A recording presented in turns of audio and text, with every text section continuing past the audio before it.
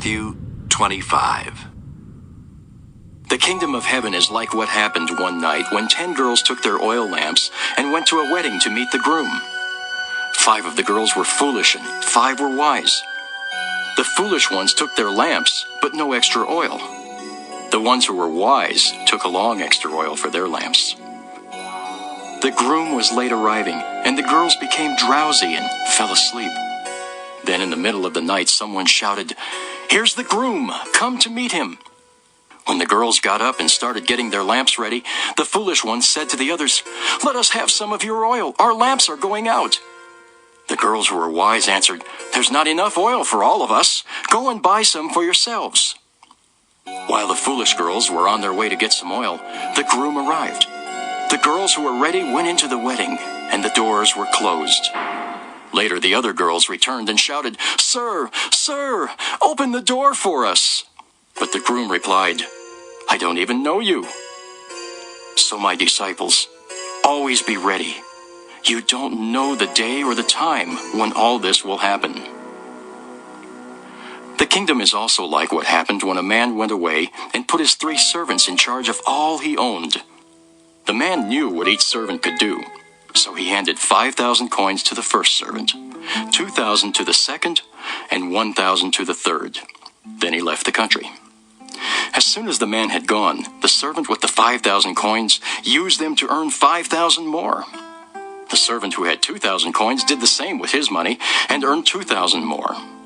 But the servant with 1,000 coins dug a hole and hid his master's money in the ground.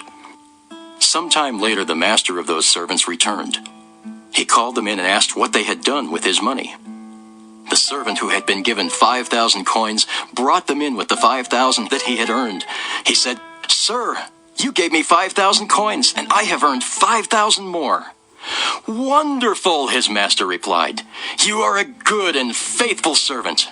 I left you in charge of only a little, but now I will put you in charge of much more. Come and share in my happiness." Next, the servant who had been given 2,000 coins came in and said, "Sir, you gave me 2,000 coins, and I have earned 2,000 more." "Wonderful," his master replied. "You are a good and faithful servant. I left you in charge of only a little, but now I will put you in charge of much more. Come and share in my happiness." The servant who had been given 1,000 coins then came in and said, "Sir, I know that you are hard to get along with.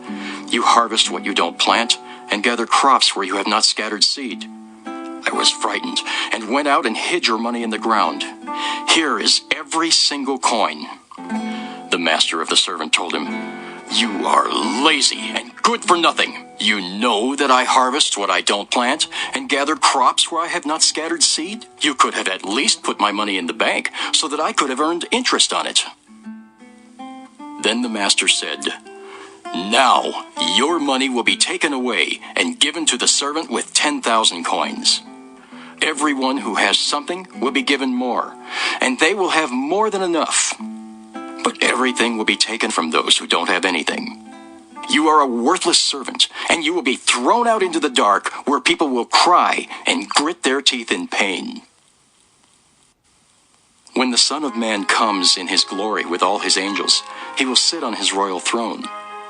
The people of all nations will be brought before him, and he will separate them as shepherds separate their sheep from their goats. He will place the sheep on his right and the goats on his left. Then the king will say to those on his right, 'My Father has blessed you. Come and receive the kingdom that was prepared for you before the world was created.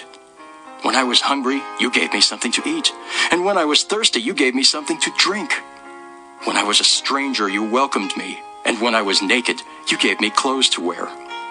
When I was sick, you took care of me, and when I was in jail, you visited me.' Then the ones who please the Lord will ask, 'When did we give you something to eat or drink? When did we welcome you as a stranger, or give you clothes to wear, or visit you while you were sick or in jail?' The king will answer, 'Whenever you did it for any of my people, no matter how unimportant they seemed, you did it for me.' Then the king will say to those on his left, 'Get away from me. You are under God's curse.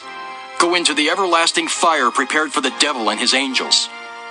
I was hungry, but you did not give me anything to eat.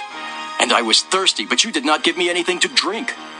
I was a stranger, but you did not welcome me.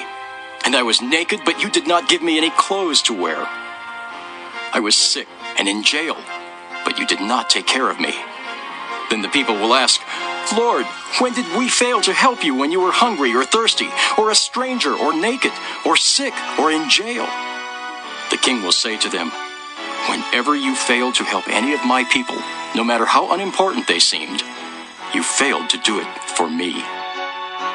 Then Jesus said, those people will be punished forever, but the ones who pleased God will have eternal life. Matthew 26. When Jesus had finished teaching, he told his disciples, you know that 2 days from now will be Passover. That is when the Son of Man will be handed over to his enemies and nailed to a cross. At that time, the chief priest and the nation's leaders were meeting at the home of Caiaphas, the high priest. They planned how they could sneak around and have Jesus arrested and put to death. But they said, we must not do it during Passover because the people will riot. Jesus was in the town of Bethany, eating at the home of Simon, who had leprosy. A woman came in with a bottle of expensive perfume and poured it on Jesus' head. But when his disciples saw this, they became angry. They said, why such a waste? We could have sold this perfume for a lot of money and given it to the poor. Jesus knew what they were thinking, and he said, why are you bothering this woman? She has done a beautiful thing for me. You will always have the poor with you, but you will not always have me. She has poured perfume on my body to prepare it for burial. You may be sure that wherever the good news is told all over the world, people will remember what she has done, and they will tell others. Judas Iscariot was one of the 12 disciples. He went to the chief priests and asked, how much will you give me if I help you arrest Jesus? They paid Judas 30 silver coins, and from then on, he started looking for a good chance to betray Jesus.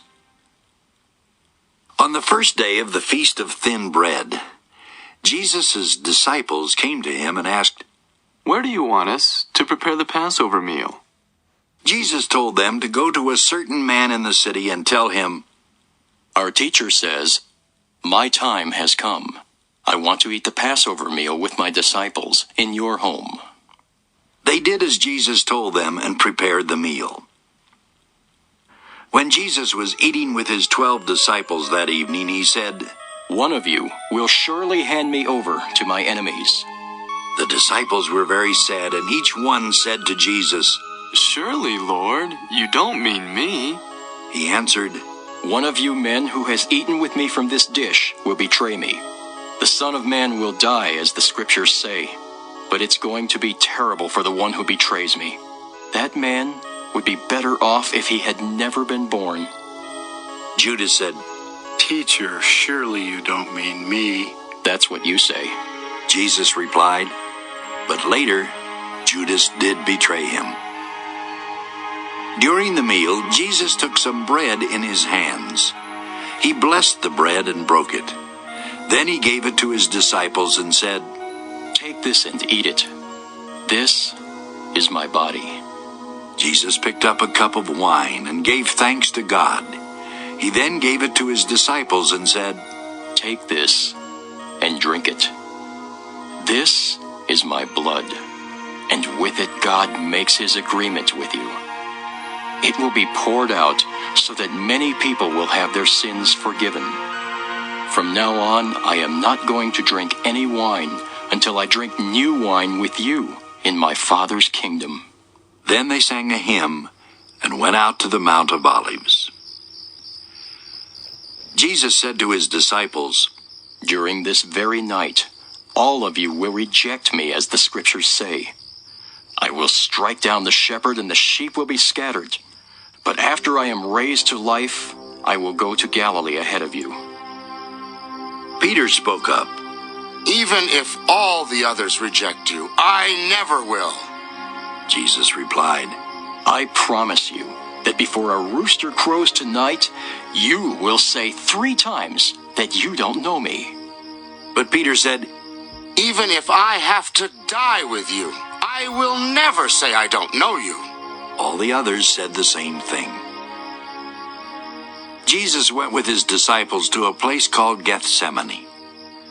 When they got there, he told them, "Sit here while I go over there and pray." Jesus took along Peter and the 2 brothers James and John. He was very sad and troubled, and he said to them, I am so sad that I feel as if I am dying. Stay here and keep awake with me. Jesus walked on a little way. Then he kneeled with his face to the ground and prayed, My Father, if it is possible, don't make me suffer by having me drink from this cup. But do what you want, and not what I want. He came back and found his disciples sleeping. So he said to Peter, Can't any of you stay awake with me for just 1 hour? Stay awake and pray that you will not be tested. You want to do what is right, but you are weak. Again Jesus went to pray and said, My Father, if there is no other way and I must suffer, I will still do what you want. Jesus came back and found them sleeping again. They simply could not keep their eyes open. He left them and prayed the same prayer once more. Finally, Jesus returned to his disciples and said, Are you still sleeping and resting? The time has come for the Son of Man to be handed over to sinners. Get up, let's go. The one who will betray me is already here. Jesus was still speaking when Judas the betrayer came up. He was one of the 12 disciples, and a large mob, armed with swords and clubs, was with him. They had been sent by the chief priest and the nation's leaders. Judas had told them ahead of time, Arrest the man I greet with a kiss. Judas walked right up to Jesus and said, Hello, teacher. Then Judas kissed him. Jesus replied, My friend, why are you here? The men grabbed Jesus and arrested him. One of Jesus' followers pulled out a sword. He struck the servant of the high priest and cut off his ear. But Jesus told him, Put your sword away. Anyone who lives by fighting will die by fighting. Don't you know that I could ask my Father, and right away he would send me more than 12 armies of angels? But then, how could the words of the scriptures come true, which say that this must happen? Jesus said to the mob, Why do you come with swords and clubs to arrest me like a criminal? Day after day I sat and taught in the temple, and you didn't arrest me. But all this happened so that what the prophets wrote would come true. All of Jesus' disciples left him and ran away. After Jesus had been arrested, he was led off to the house of Caiaphas the high priest. The nation's leaders and the teachers of the law of Moses were meeting there. But Peter followed along at a distance and came to the courtyard of the high priest's palace. He went in and sat down with the guards to see what was going to happen. The chief priest and the whole council wanted to put Jesus to death. So they tried to find some people who would tell lies about him in court. But they could not find any, even though many did come and tell lies. At last 2 men came forward and said, This man claimed that he would tear down God's temple and build it again in 3 days. The high priest stood up and asked Jesus, Why don't you say something in your own defense? Don't you hear the charges they're making against you? But Jesus did not answer. So the high priest said, With the living God looking on, you must tell the truth. Tell us, are you the Messiah, the Son of God? That is what you say. Jesus answered, But I tell all of you, soon you will see the Son of Man sitting at the right side of God All-Powerful and coming on the clouds of heaven. The high priest then tore his robe and said, This man claims to be God. We don't need any more witnesses. You have heard what he said. What do you think? They answered, He is guilty and deserves to die. Then they spit in his face and hit him with their fists. Others slapped him and said, You think you're the Messiah? So tell us, who hit you? While Peter was sitting out in the courtyard, a servant girl came up to him and said, You were with Jesus from Galilee. But in front of everyone, Peter said, That's not so. I don't know what you're talking about. When Peter had gone out to the gate, another servant girl saw him and said to some people there, This man was with Jesus from Nazareth. Again Peter denied it, and this time he swore, I don't even know that man. A little while later, some people standing there walked over to Peter and said, We know that you are one of them. We can tell it because you talk like someone from Galilee. Peter began to curse and swear, I don't know that man. Right then, a rooster crowed, and Peter remembered that Jesus had said, Before a rooster crows, you will say 3 times that you don't know me. Then Peter went out and cried hard.